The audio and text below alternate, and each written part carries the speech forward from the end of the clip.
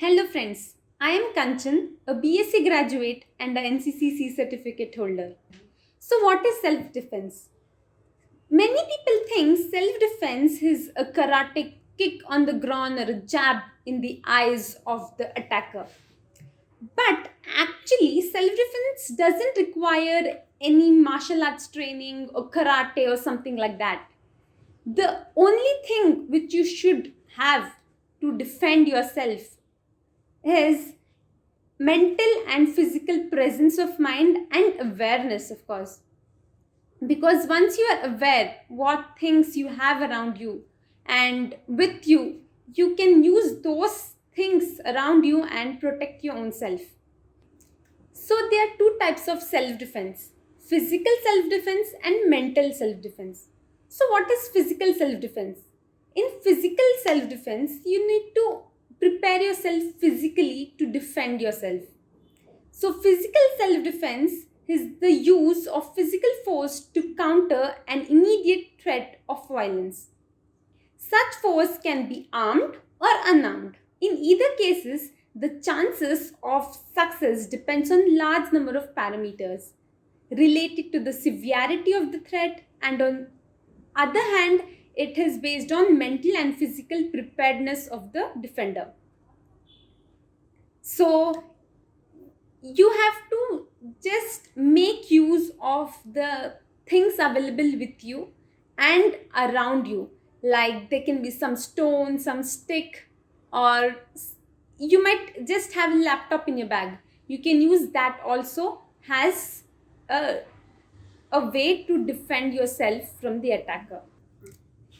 So now let's speak about mental self-defense. Mental self-defense is the ability to get into the proper mindset for executing a physical self-defense techniques. If you're skilled in the physical aspect of a defensive technique but lack mental toughness and tenacity to execute it, you will not be able to perform it. So the one thing you should keep in mind is you should be mentally tough and you should trust your own self. So now let's speak about five major part of body on which you should be hitting a person to defend your own self. So the way to attack eyes is you can just use your fingers and poke them with your fingers, or if you have some other materials available around you like a pen or a stick, you can attack the person with that too. And this has a good impact because the visibility of the attacker is lost, and that gives you enough time to escape from the spot. And the second part is nose. You can attack that person with your knuckles, or if you have something solid in your vanity bag, you can even attack that attacker from your vanity bag. This causes the attacker to lose his balance and hence gives you enough time to escape from the spot. And the third part is chest. So when you're attacking on the chest, you have to make sure that you have some hard object with you. Like if you can get a stone around you, or if you have something hard in your bag like a laptop or a perfume bottle with a glass perfume bottle which is strong enough to attack that person, or otherwise you can even use your elbows to attack that person with a hard strike so that it has a deeper effect and which can cause breathlessness in that person, and then you get a lot of time to escape from that place. And the fourth part is groin. You can attack that part with your knees or with your leg, and it causes extreme pain. So until the attacker recovers, you will get enough time to escape from the spot. And the fifth part is knees.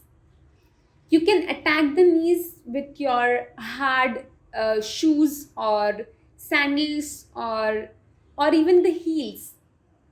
So it can cause a lot of pain and disbalance in that person too, and you get enough time to escape from the spot. So, the one thing which you should take care of while attacking the person is you should always try to defend yourself and not attack that person. So, as soon as the person loses his balance, you should just move away from that spot and go to a safe place and not wait there and show your heroism and not allow the attacker to retaliate on you. So, there are two types of self defense. One is awareness self defense, and the other one is verbal self defense. So, what is awareness self defense? This is the easiest self defense technique. No more efforts, just awareness with your own surroundings, like where you go, where you live, where you work. For example, being sure of your body language, which shows a sense of confidence when walking alone, or avoiding shortcuts that take you through isolated areas where the chances of you being attacked is pretty much. If you feel like you are being followed, walk to a well populated area and be very cautious when you are hanging out with people whom you don't know. You never know when drugs are being slipped into your drinking glasses. So never trust anyone so easily. Make sure with whom and where you are going on a date, especially if it is a blind date, and share it with your friends or parents that where you are going and when they can expect you to be back. Be alert on vacations, especially if you're staying in hotel rooms alone. Keep your hotel room locked and deadbolt, and never let anyone know that you stay alone. Always trust your instincts. One way to avoid a potential attack before it happens is to trust your instincts. Your intuition combined with your common sense can help you get out of trouble. For example, if you're running alone on a school track and you suddenly feel like you are being watched, that could be a intuition telling you something. Your common sense would then tell you that it's a good idea to get back to where there are more people around. So our instincts have a lot to say. Sometimes our instincts cannot be ignored. So always focus on your instincts and do what your instincts tell you. So what is verbal self defense? It is a process of using words as a weapon. It could be voice, tone, and body language to calm the potential violent situation before actual violence occurs. For example, draw others' attention to cope your situation by shouting specific words like help or police. Commands like no, back off. Such noises will draw the attention of passerby without fear, shout loudly, even rudely to discourage the predator approaching near to you. Most people are too nice and they don't want to shout and become the victim. So you should definitely not be doing that. So if an attacker is attacking you, you can just bend a finger backward against the joint, which will cause a strong pain, making it easier for you to escape from attacker's grip.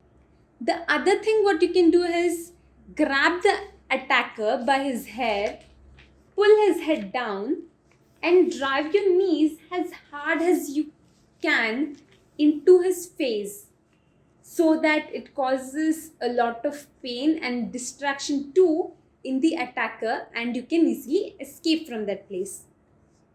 A kick to the groin or genitals is one of the most effective means of fighting off an attacker because that causes extreme pain. If you are grabbed from behind, besides using a stomp kick, you can strike the attacker with your elbow or pinch him hard so that you can distract him and escape from the spot. So, all in all, I can conclude that knowing self defense is not just about knowing moves, it's about knowing your surroundings and getting out of dangerous situations. Now, we have a brief knowledge about self defense. Now, let's know something about actual defense. Our defense forces who protect us from the enemies and allow us to sleep comfortably in our houses. And for those of you who want to join defense forces, whether it is National Defense Academy, NDA, Indian Military Academy, that is IMA, or CDS Combined Defense Services, or Air Force Common Admission Test, etc., you have to go through Service Selection Board interview, that is SSB process, which is the country's toughest interview process. It is a 5 days interview process which requires both physical and mental strength. So, the first, let's see what are the physical strengths. As we all know, the defense aspirants must be physically fit to crack any of the defense exams. So, your core should be very strong, which can be achieved by regular push-ups, pull-ups, and running. Let's talk about mental fitness. For all of you who are aspiring to become an officer in defense forces, mental fitness is very important because mental fitness and stability is comparatively more important than physical fitness to become an officer, because an officer has the responsibility of leading a team, and if the officer goes wrong, the whole team will go wrong. And an officer in Indian Defense Forces definitely cannot afford that. So, what does mental fitness mean? To become an officer, you need to have self-confidence, self-awareness, and leadership qualities. Be yourself in the SSB interview process because each one of us are unique and the interviewers are searching for that uniqueness in you. So here's a tip.